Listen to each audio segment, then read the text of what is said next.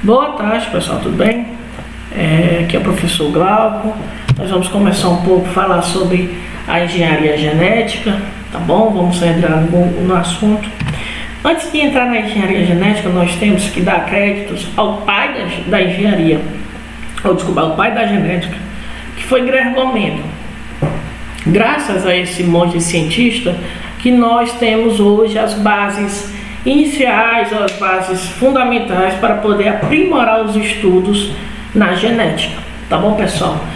Entre outras palavras, o que é engenharia genética? A engenharia genética é um conjunto de técnicas de manipulação do DNA que permite isolar ou multiplicar genes. Pessoal, nada mais é do que você pegar uma parte do DNA de uma outra célula e incorporar em outro ser. Por exemplo, você pegar uma parte de DNA do ser humano e incorporá-la, por exemplo, em uma bactéria. Isso é possível? Sim, é possível. Nós vamos estudar.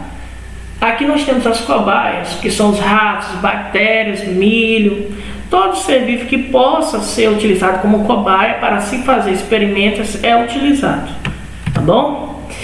Antes, começando o estudo, nós temos que falar sobre as endonucleases de restrição, que são nossas tesouras moleculares. O que são as endonucleases de restrição? Pessoal, cientistas, eles detectaram um fator de proteção natural das bactérias. Bem, as bactérias são constantemente atacadas por outros seres, como por exemplo os vírus, e esses vírus bacteriófagos. Vírus têm duas características bastante interessantes. Primeira, eles não têm metabolismo próprio. Eles precisam do metabolismo da célula hospedeira para desenvolver o seu. Segundo, em ambiente normal, no ar, ou qualquer local, ele está inerte, ele não desenvolve nenhuma atividade. Ele só começa a desenvolver atividade quando ele é incorporado a um organismo, tá certo? Então, pessoal, o que são essas endonucleases de restrição? Os vírus bacteriófagos, eles tendem a pegar o seu DNA, quando eles entram em contato com a bactéria, incorporar o seu DNA dentro da bactéria, tá certo? Para que seu DNA se anexe à bactéria, tá bom? Ao DNA da bactéria, e começa a fazer com que o metabolismo da bactéria produza novos vírus. Essa é a fase de reprodução dos vírus, reprodução assexuada, tá bom? Mas aí o que acontece? Algumas bactérias desenvolveram uma defesa natural, que são as endonucleases de restrição. Quando elas percebem que tem um DNA que quer se incorporar ao delas, tá bom? Essas endonucleases de restrição entram em ação, cortando as bases de DNA, tá bom? Cortando as bases de DNA e anexando outras bases de DNA. Como é que elas fazem? Vocês podem ver bem aqui.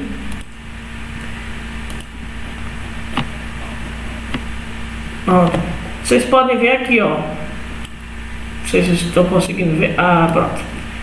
Aqui, ó. A enzima é cortada, tá bom? Nesse pontozinho e nesse outro ponto. É retirado a enzima do DNA, ou a enzima não. É retirada o DNA invasor e reincorporada a um DNA recombinante, que geralmente são de moléculas chamadas plasmídios, tá bom?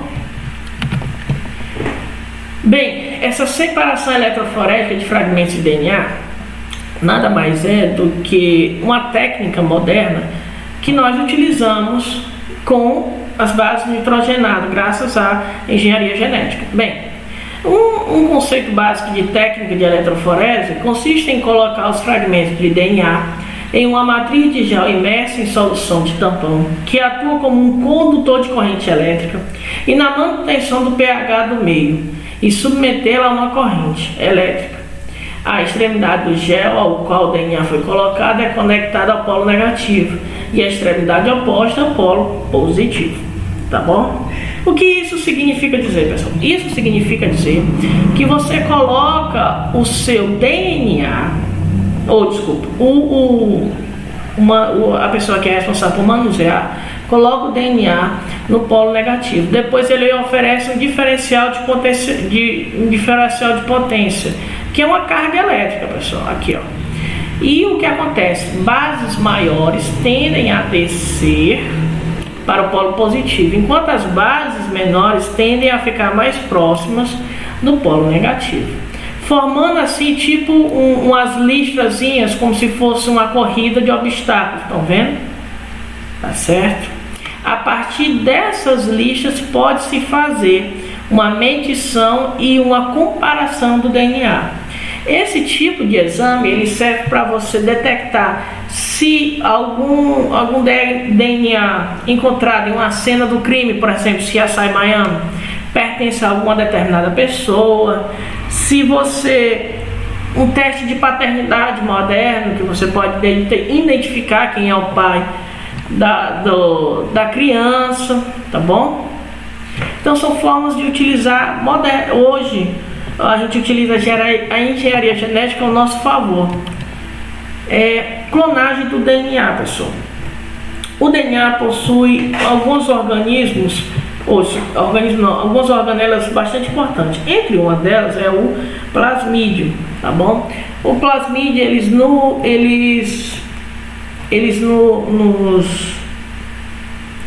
ele traz a gente uma característica bastante importante, é que a gente pode fazer com ele a mesma coisa que ele faz para se defender das bactérias ou dos vírus. Como é que ele faz? Nós podemos quebrar ele através de uma enzima de restrição, tá bom? Aqui, ó. E depois nós podemos ligar um cromossomo eucariótico a ele através de uma enzima chamada ligase. Lembrando, a ligase é responsável por ligar os cromossomos. Quem é responsável por quebrar ou as tesouras são as enzimas de restrição ou as endonucleases de restrição, tá bom? E quando nós fazemos um fator recombinante, nós colocamos de volta na célula hospedeira, tá bom? Quando nós colocamos na célula hospedeira, a célula bactéria, célula procariota, tem a capacidade de se reproduzir. Reprodução essa sexuada. E essa reprodução vai gerar clones iguais à célula mãe. Entenderam? Vamos passar mais a seguinte, nós vamos entender um pouco melhor como é que, por exemplo, os bacteriófagos podem ser vetores de clonagem. Vetores de clonagem, não é colagem não, pessoal. Eita, vou errar aqui. É clonagem, mas tudo bem. Opa, vamos lá. Mas tudo bem. Os vírus bacteriófagos, pessoal, que é esse cara aqui, ele se acopla aqui, ó, nessa região da bactéria, tá bom? Você está dando para ver direitinho? Deixa eu ver aqui. Não. Tudo bem. Bem, o vírus, que é esse cara aqui, de cabeça laranja, ele se acopla à bactéria. A principal característica dele é injetar o seu DNA na bactéria, tá bom? A fim de que essa bactéria, que esse DNA comece a manipular o metabolismo da bactéria, para que no final a bactéria exploda e libere novos vírus, tá certo? Você pode pegar, por exemplo, um DNA de uma proteína humana, incorporar esse DNA do vírus e incorporar ele da bactéria, tá certo? Ou seja, pessoal, você pode fazer um melhoramento genético, tá bom? Através pelo qual você pode colocar a bactéria humana e pode se aproveitar o grande poder de multiplicação do bacteriófago para obter muitas cópias do DNA que se deseja estudar. Ou seja, pessoal, você pode pegar ele vai pegar e vai entrar dentro da célula, tá bom? E ele tem um poder de reprodução muito grande quando ele estiver dentro da célula. E a partir daí você pode pegar e estudar vários DNAs ao mesmo tempo que você manipulou, caso cientista. E nós podemos utilizar a bactéria como fábrica de proteína humana. Veja só. Pessoal, Vale a pena falar aqui um pouquinho sobre um caso muito interessante de uma menina da Inglaterra, tá bom? Ela tinha uma doença chamada fibrose cística. Entre uma das características dessa doença existe a produção de muco pelo pulmão, chegando ao ponto de que a criança precisava de um transplante duplo de pulmão. Assim que foi feito, realizou esse procedimento, os médicos acreditavam que o quadro da criança iria normalizar.